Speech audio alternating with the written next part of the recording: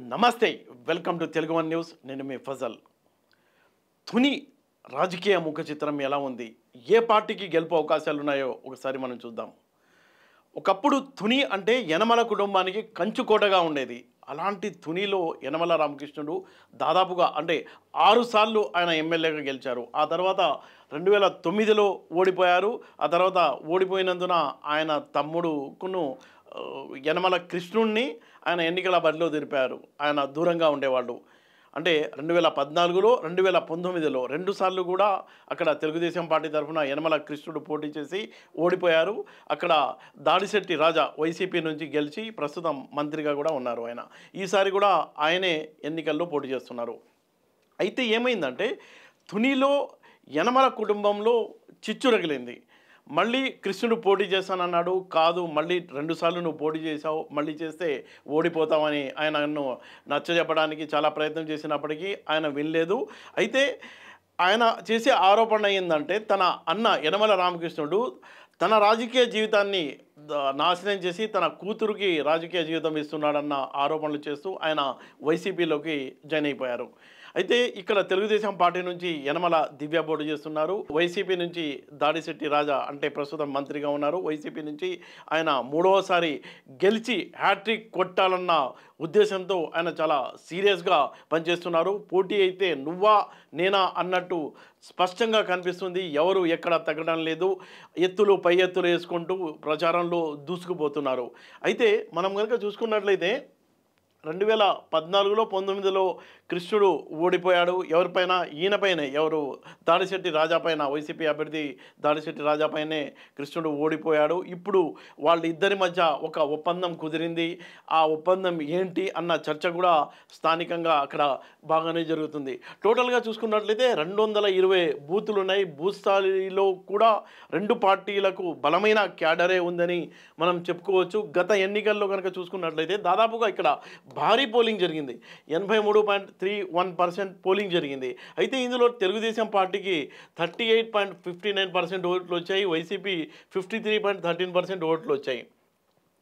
అయితే ఇప్పుడు ఎన్నికల్లో రాజకీయ సమీకరణలు మారిపోయినాయి. ఎందుకంటే టీడీపీ కేవలం ఒక్కటే బరిలోకి దిగలేదు. అలాగే జనసేన, బీజేపీ ఒక కూటమిగా ఏర్పడి ఎన్నికల్లో పోటీ చేస్తున్న నేపథ్యంలో తమకు బాగా కలిసి వస్తుంది, చాలా ఈజీగా గెలుస్తామన్న ధీమా అయితే తెలుగుదేశం పార్టీలో, తెలుగుదేశం కూటమిలో యనమల దివ్యలో స్పష్టంగా కనిపిస్తుంది. ఆమె ప్రచారంలో దూసుకుపోతున్నారు.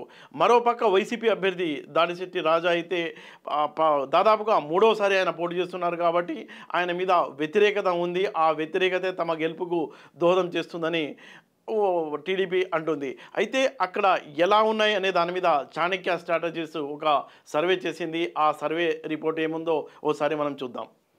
చాణక్య స్ట్రాటజీస్ రిపోర్ట్ కనుక మనం లోకల్గా ఎలా ఉంది అనే దాని మీద వాళ్ళు సర్వే చేశారు. ఆ సర్వే రిపోర్ట్ మనం ఇక్కడ చూడవచ్చు.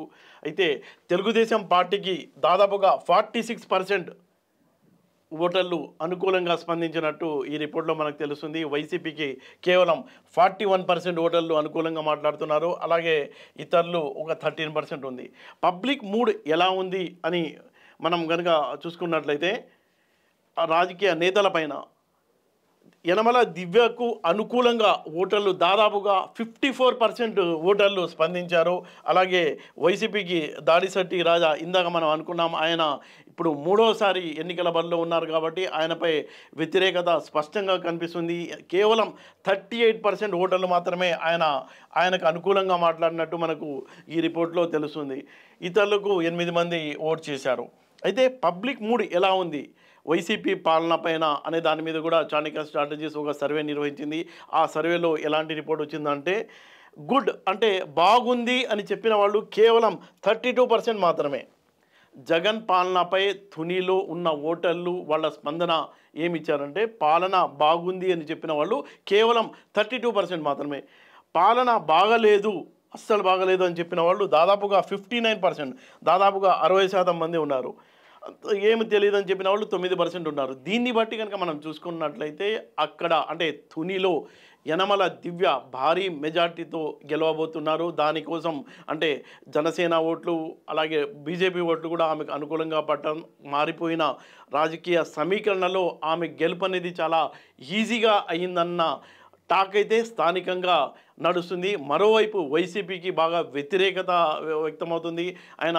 ఆయన ఆశ పడుతున్నాడు మూడవసారి గెలిచి హ్యాట్రిక్ కొట్టాలని. కానీ ఆయన ఆశలు నెరవేరవు. కృష్ణుడు అంటే యనమల గతంలో ఓడిపోయిన కృష్ణుడు ఆయనతో కలిసినప్పటికీ ఓటర్లు ఎవరు అటుపక్క మారలేదని తెలుగుదేశం పార్టీ నేతలు చెప్తున్నారు.